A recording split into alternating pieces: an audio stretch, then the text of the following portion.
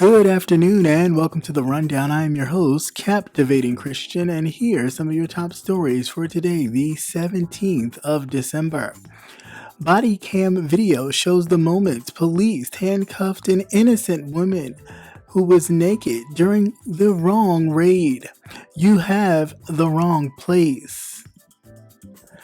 And Trump appointee demanded herd immunity strategy. Emails revealed the then Health and Human Services Science Advisor Paul Alexander called for millions of Americans to be infected as means of fighting the COVID-19. And a black pastor of a church vandalized after pro-Trump rally hopes that more Christians speak out. Reverend Ianther Mills. Reverend Ianther, I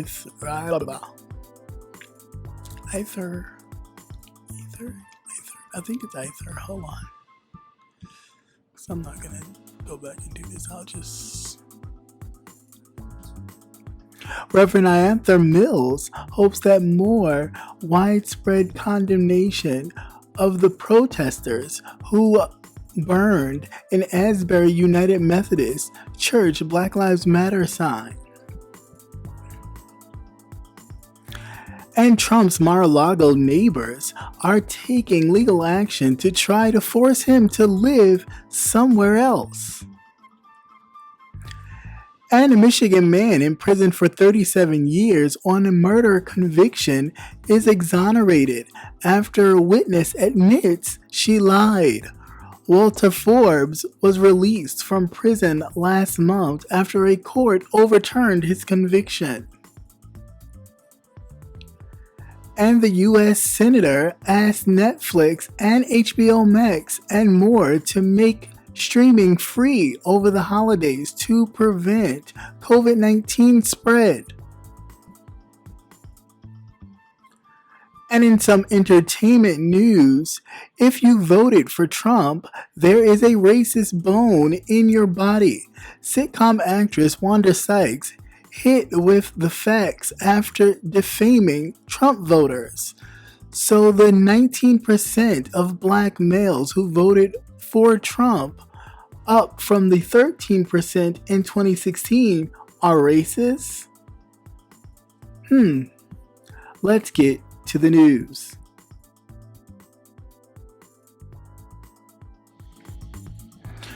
Last year, Janette Young filed a Freedom of Information Act request for the video to show the public what happened to her that day. CBS 2 also filed a request for the video, but the Chicago Police Department denied the request. Young recently obtained the footage after a court forced the Chicago Police Department to turn it over as part of her lawsuit against the police. Hours before the TV version of this report broadcast, the city's lawyers attempted to stop CBS 2 from airing the video by filing an emergency motion in federal court. Just gotten home from work, and while I was undressing in my bedroom. It was a cold February night, and Janette Young, a social worker, had just finished her shift at the hospital. You see them running up to the apartment complex with the battering ram in their hand, a crowbar. It was so traumatic to hear the way the thing was hitting the door. And it happened so fast, I didn't have time to put on clothes. And suddenly, she found herself frozen in fear, completely naked, in a room full of men. 9 body cameras rolling. And you're just standing there. And I'm just standing there. I mean, terrified, humiliated, not even understanding why in that moment that this is happening to me. And the first thing police reach for is not clothing. It's handcuffs. There were big guns and guns with lights and scopes on them, and they were yelling at me, put your hands up, put your hands up. What are you thinking right now? I just remember, being so afraid. It's one of those moments where I just felt like that I could have died that night. If I had made one wrong move, I felt like they would have shot me. I truly believe that they would have shot me. A police officer wraps a short coat around her shoulder, still leaving her front fully exposed. Even the sergeant in charge of the raid just stands there talking to her. She has nothing covering her. Leave her alone. No one lives here with me. You're telling me to relax something you guys are just... My name is Antoinette Young. What is going on here? Then she gets a blanket. They just threw something over me. And my hands are behind my back and I'm handcuffed. So there was no way for me to secure the blanket that they put around me. But the blanket just keeps sliding open. More humiliation. You didn't tell me what you're looking for. What are you looking for? You can see how some officers just stand there, until this one, wearing a mask, sees what's happening, goes and holds it in place. It felt like forever for me. It felt like forever. Oh my God, this cannot be right. How is this legal? Listen how she repeatedly tells the raid team they were in the wrong place. You got the wrong place. You got the wrong house. You got the wrong house. We counted. She says it at least 43 times. You got the wrong house. And she was right. They were in the wrong house. Our investigation uncovered police failed to do the most basic research before getting the search warrant approved. We found they simply took the word of an informant who gave them Janette Young's address. Okay, so as of recently, I haven't really talked about any news as I'm doing the rundown, but this story was definitely could not pass this up. The Chicago Police Department, as you saw, entered into this woman's apartment under the guise of an informant that gave them that particular address for a young 23-year-old man that they were looking for, who was suspected to have guns and ammunition. Now, something similar to the Breonna Taylor case. However, these police officers in the Chicago Police Department did not do an proper investigation, like give surveillance to know that that was actually that young man's dwelling. There's so many things wrong with this. Let's first talk about how they broke into the woman's apartment and she was unclothed. And then they did nothing but men standing there, and no one reached for anything to cover her up. Then eventually an officer grabbed a short jacket and put it on her shoulders, still leaving her front exposed. And then shortly somebody got a big blanket, but of course she was handcuffed, so that kept falling off. And my problem goes deeper than that. And I know I tell you guys all the time, this is why defunding the police is what's being called for. Because what struck me, besides the fact that she's naked and handcuffed, the lack of treating her as a human being that maybe we did mess up, knowing that they still wanted to even treat her as if she was lying, not being truthful, that he was somehow still in there. They still could not have a sense or inch of humanity to say, well, maybe we were wrong. They still treated her like an animal.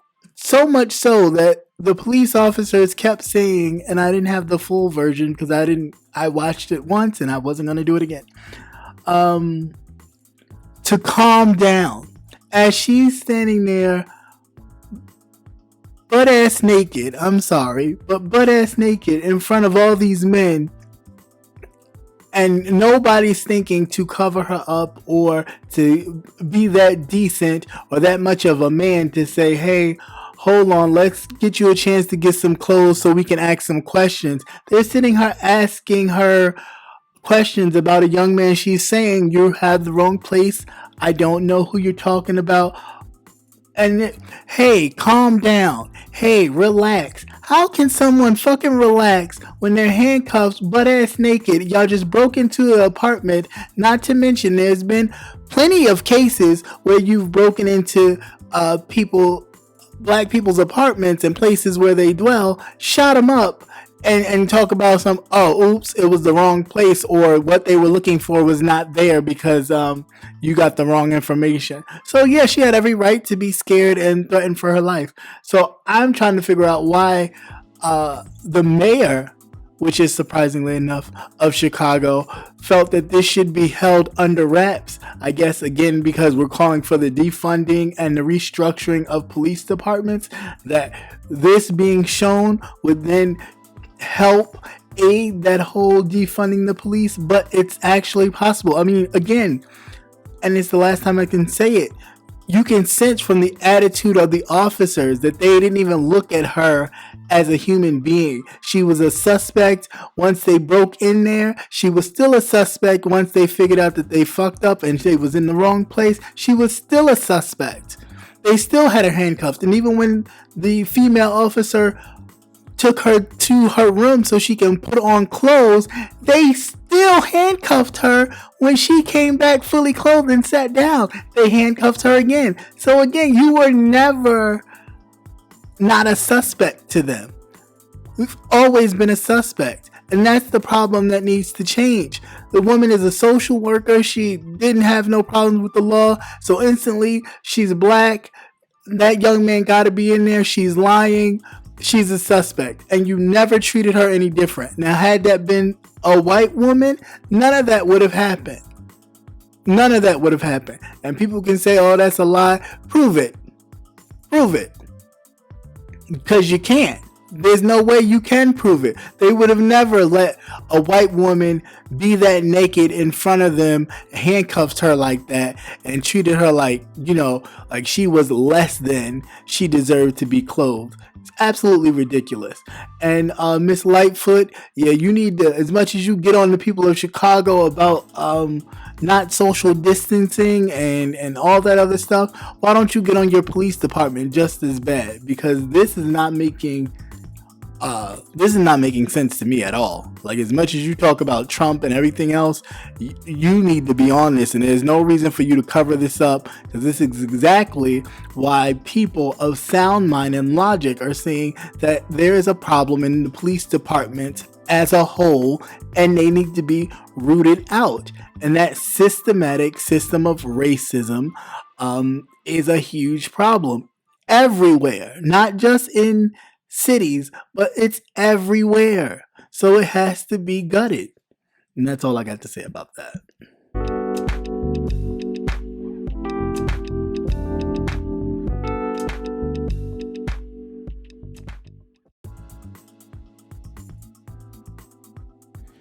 A top Trump appointee repeatedly urged top health officials to adopt a herd immunity approach to COVID-19 and allow millions of Americans to be infected by the virus, according to internal emails obtained by a House watchdog and shared with Politico. Paul Alexander, on July 24th, wrote to the Food and Drug Administrator and 8 other senior officials to research the idea, according to emails obtained by the House Oversight Committee of herd immunity. Alexander also urged that colleagues should stay open to allow COVID-19 infections to spread. Senior Trump officials have repeatedly denied that herd immunity, a concept advocated by some conservatives as a tactic to control COVID-19 by deliberately exposing the less vulnerable populations in hopes to reopening the economy, was under consideration or shaped the White House's approach to the pandemic. Herd immunity is not a strategy of the U.S. government with regards to coronavirus. The Health and Human Services Secretary, Alex Czar testified in a hearing before the House Coronavirus Committee on October 2nd. So here's my thoughts real quick on this particular story. I think it is quite unfortunate that you actually have a government that would allow millions of Americans to get infected with a virus just to in hopes to ensure immunity after a while, and so you can reopen the economy and get stuff back to normal. Now, what is missing from this whole entire article and story is that, in fact, during a coronavirus briefing, the president himself said it at the podium that it may even be best that you have a herd immunity. Now, if he got it from the Health and Human Services Secretary, then so be it. But he said it at the press conference briefing that, the same time when he talked about injecting bleach and hydrochloroquine, he also opened his orange Cheeto mouth and said, well, maybe we should try some kind of herd immunity, because once you get it, you're immune. So maybe we should just let some people just catch it, be immune, and we can move forward. Paraphrasing, but pretty much that's what the man said. So, but again, this is the problem that you have when you, elect people in offices, even the president of the United States, but sub-departments that don't know what they're doing. They're not experts and trained in the field in which they are directing. They are just there because they are donors. They are there because they are yes men. And so Trump likes to give his yes men, places and positions of power. But that can sometimes backfire, because here we are dealing with a pandemic and you have someone suggesting to allow millions of Americans to catch the virus, and then in hopes that although tons of people or even millions of people, may die, there's a slim chance that, okay, well, the ones that survive will be able to be immune to it and we can move forward. What kind of mess? What kind of message is that? First of all, that's failing in your oath of office to protect the United States and its citizens from any enemy, foreign and domestic. And being that a virus, as in and of itself, in definition, is a foreign thing, then so the virus would be a foreign entity then entering in these United States. And the fact that you would allow it to take people out in hopes to build immunity is absolutely ridiculous. And for that alone, I don't see how anybody could support or stand by a president like that, or anybody in office. You wouldn't even tolerate it for your own, your own work environment, your boss, your husband, your wife, your church, anything. So then why would you allow it from someone that, is the spokesperson for the nation? It's ridiculous to me. But anyway, that's all.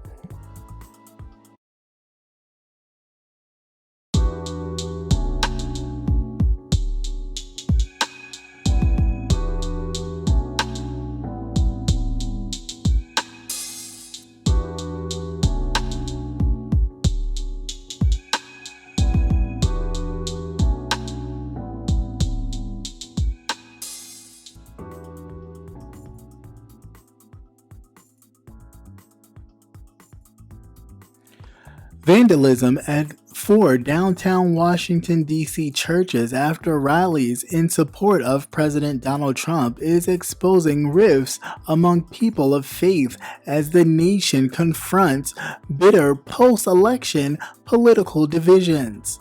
Among the damaged houses of faith and worship were 2 historically black churches where people ripped down Black Lives Matter banners with video posts on social media, showing one banner being burned. These, which are being investigated as possible hate crimes according to police, raise questions among some clergy and churchgoers about why more fellow Christians are not speaking out against the incident.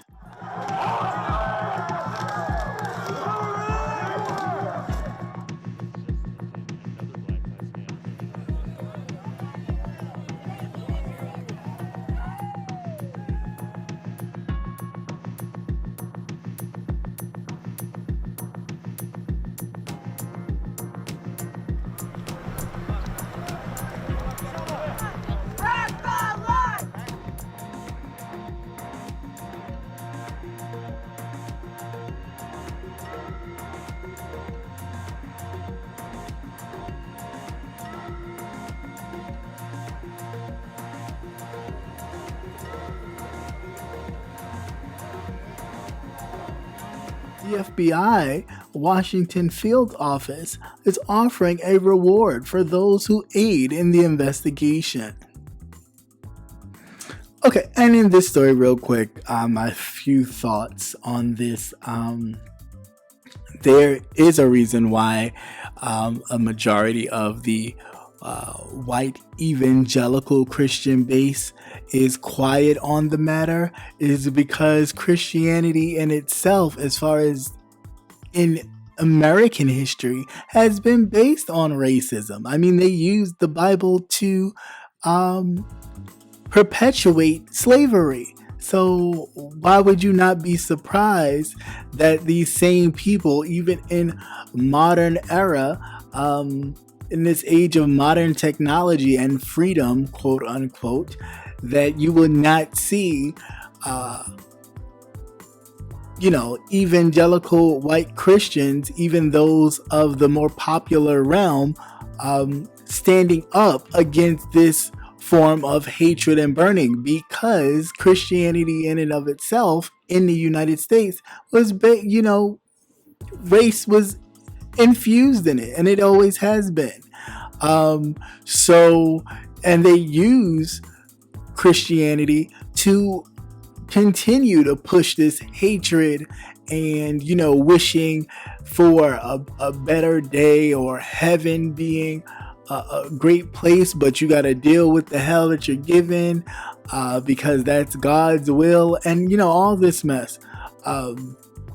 Because the true reality of it is any crime or defacement to anyone should be a problem and should be addressed and should be condemned. But the fact that they don't condemn it is clear and obvious. And I just, wish we would stop dancing around it or not mentioning it, almost like the elephant in the room, because the reality is it's very true.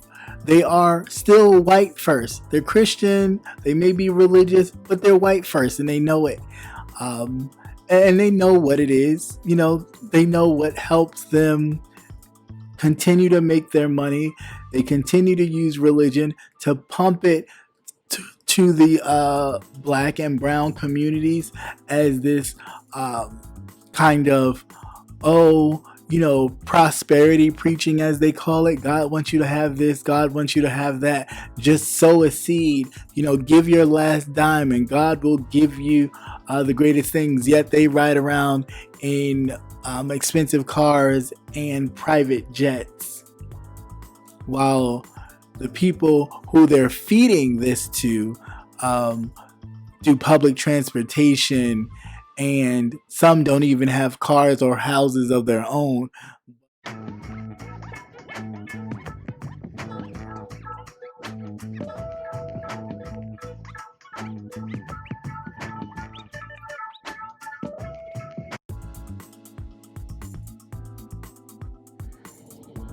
President Donald Trump's neighbors in Florida are taking legal action to try to prevent him from moving permanently to his Mar-a-Lago beach residence. According to the Washington Post, the president is said to be planning to move to Mar-a-Lago permanently when he leaves the White House on January 20th. But some of his neighbors, however, have written a letter to the Palm Beach authorities and the Secret Service saying that Trump has no legal right to live there full time.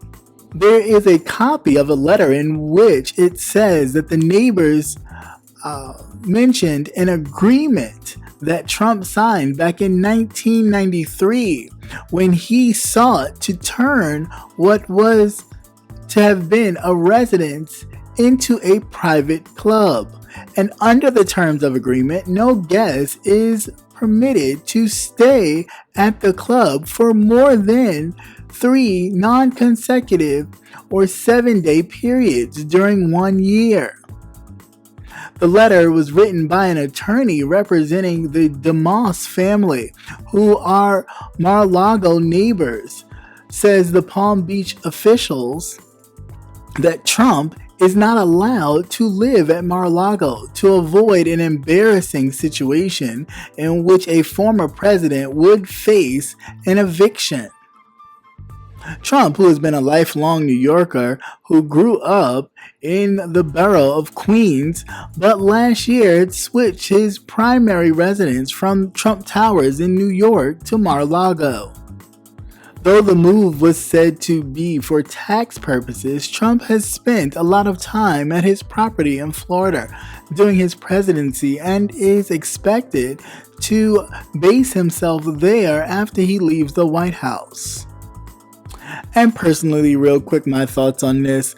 Donald Trump, of course, is doing this to avoid the New York Attorney General and that whole New York section of the Department of Justice coming after him for civil charges, basically coming after his money, because they're following the money and they basically seen that he's done a lot of illegal things while in New York via tax stuff and other kind of financial dealings, taking from charities, creating a charity and using it to funnel through his family to keep his family wealthy and not actually giving the funds to the charities that they claim that they were going to give it to.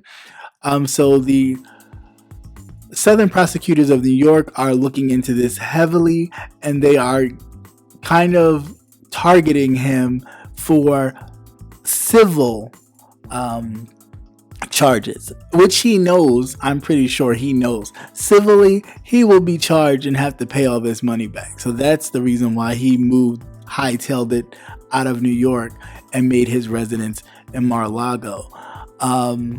However, the district attorney, who is actually doing the investigation of the civil portion of his New York charges that he may get once he leaves office, has said that if she finds anything that is illegal criminally, then they will then proceed to not only charge him civilly, but then charge him for any criminal wrongdoing that he has done while he's been in New York. So, the spotlight is on him, and he, thought he would run to Mar-a-Lago and Florida, no less, where he has Ron DeSantis, his flunky, to protect him. But unfortunately, it looks like he may not have Ron DeSantis to protect him due to this agreement that he did sign.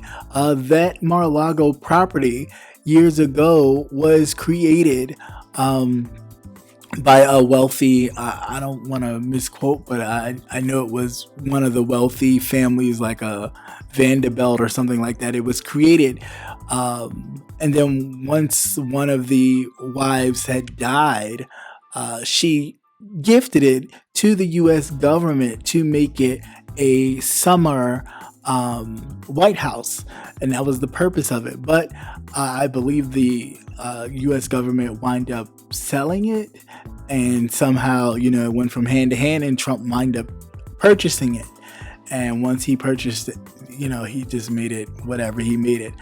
So the agreement was, once he turned it into a club, that people could not stay at the property for a certain amount of time for the year. Like, they couldn't make it a permanent residence. So I wonder how he's going to finagle this or work his way out of this. He's probably going to get the Justice Department to cook something up to where in which they will be able to do something. And then, of course, it will go back and forth to court, and it'll probably even reach the Supreme Court, Who knows? But this is a lot, he's doing a lot to try and, run here, run there. And it's ridiculous to watch this man run around to try and protect his neck so bad. But, that's it. You get what you pay for. I don't know what else to say. But anyway, right along.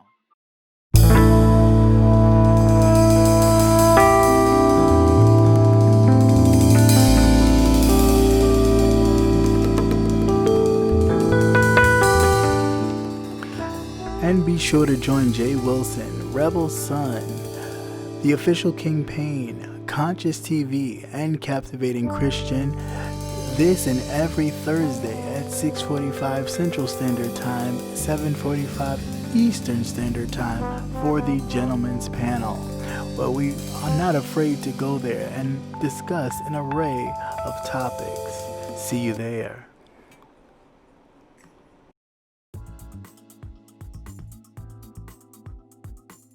Walter Forbes, age 63, was released on November 20th. His release came after prosecution's star witness admitted to fabricating her story. The Detroit Free Press reports Forbes was arrested back in 1982. He was convicted of arson and murder the following year and sentenced to life in prison. One of the men involved in the fight, Dennis Hall, shot Forbes the following day.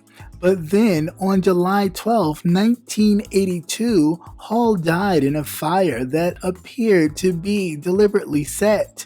During the trial, a woman testified that she had seen 3 men, including Forbes, burn down Hall's apartment. The woman was the prosecution's star witness and the cornerstone of their case. But in 2017, some 34 years after the trial, the star witness admitted that she lied during her testimony, according to court documents obtained by the Free Press. And on February 2020, in a hearing, the star witness testified that she had falsely implicated Mr. Forbes because she had been intimidated into doing so by 2 local men who knew her from around the neighborhood and who had threatened to harm her and her family if she did not implicate Mr. Forbes. In addition to the star witness recanting her testimony, prosecutors say that the apartment building owner was later convicted in a separate arson for insurance money scheme. While the owner had not been officially implicated in Hall's 1982 death, defense attorneys say that subsequently criminal activities cast reasonable doubt on Forbes' conviction. While Forbes says he forgives those whose actions helped convict him, he says that the system was rigged against him. Now a free man, he is visiting with family and trying to make up for lost time. He's planning a trip to see his 94-year-old mother soon.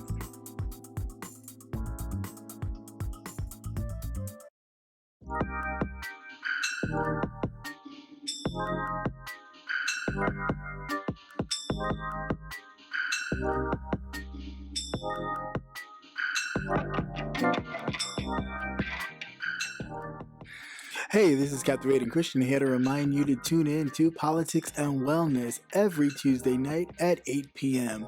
Politics and Wellness every Tuesday night at 8 p.m.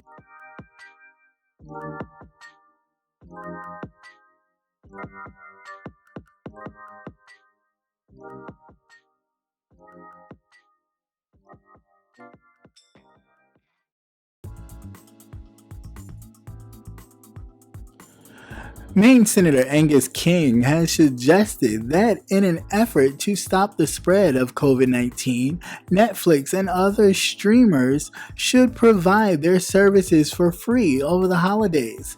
In a letter addressed to executives at Netflix, Amazon Prime, Video Disney Plus, Apple TV, HBO Max, and Hulu, King said that free access to these services could help positively reinforce the staying indoors over going to risky public gatherings that could further spread the virus.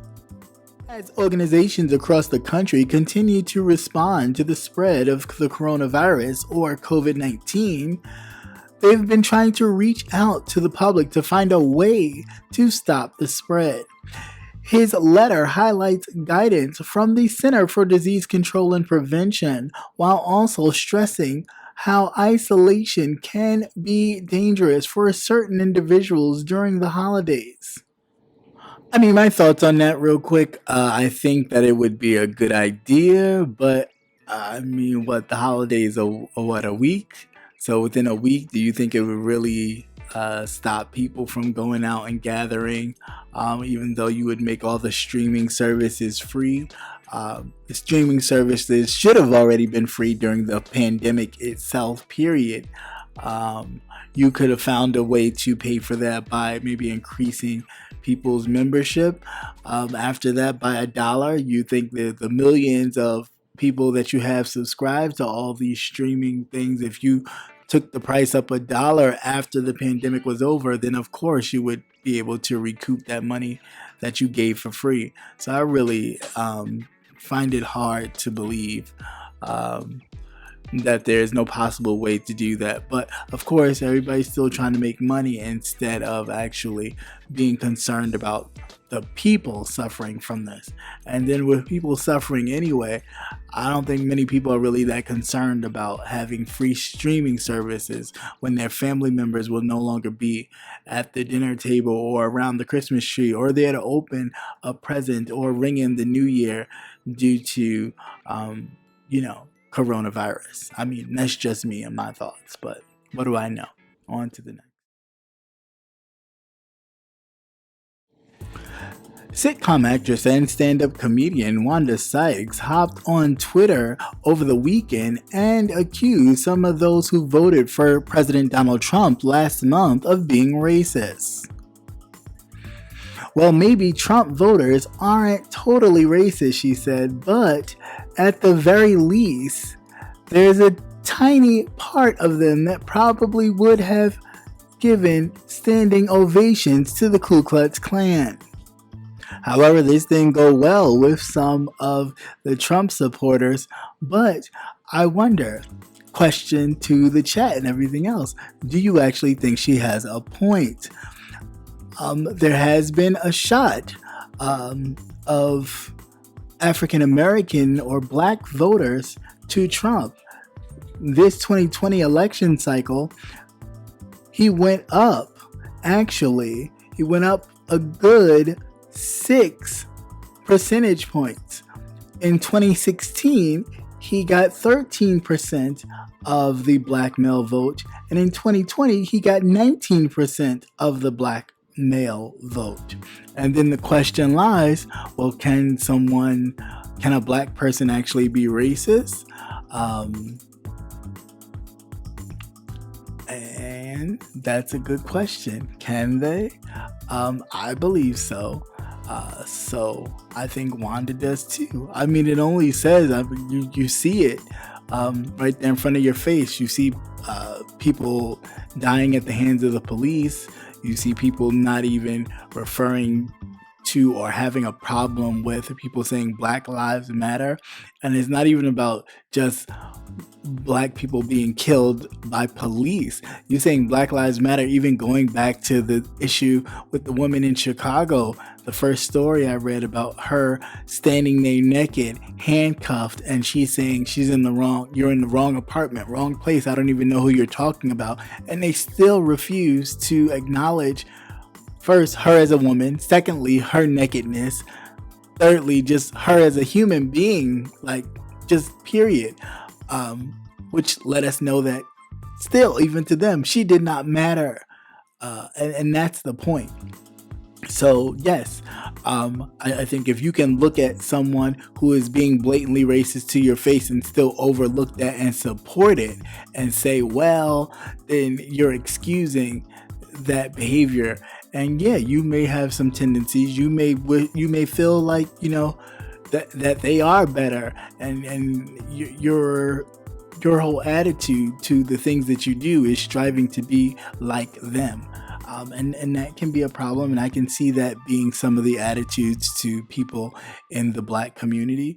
Do I think it's right? Oh, hell no. But I mean, I see it. It's all about what you're presented. I mean, this country has been based upon excluding the true historical contributors to this nation, and kind of, Disney washing it and making it like, these white um, forefathers, or these white pillars of society, created this great nation. And it's like, that's a true false. There's been tons of other people that help contribute to the building of this nation that happen to be Black, free men and women, Native Americans, and other people of color who helped shape this nation and its documents that we honor and treasure today as, law and fact.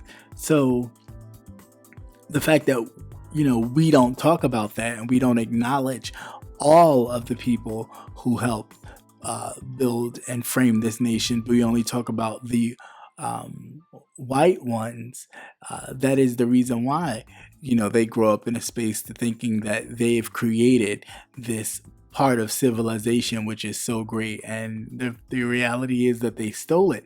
They took it from other ancient civilizations and just kind of retweaked it. That's all you did. But again, what do I know? Anyway, that's all. And have a great day. Peace.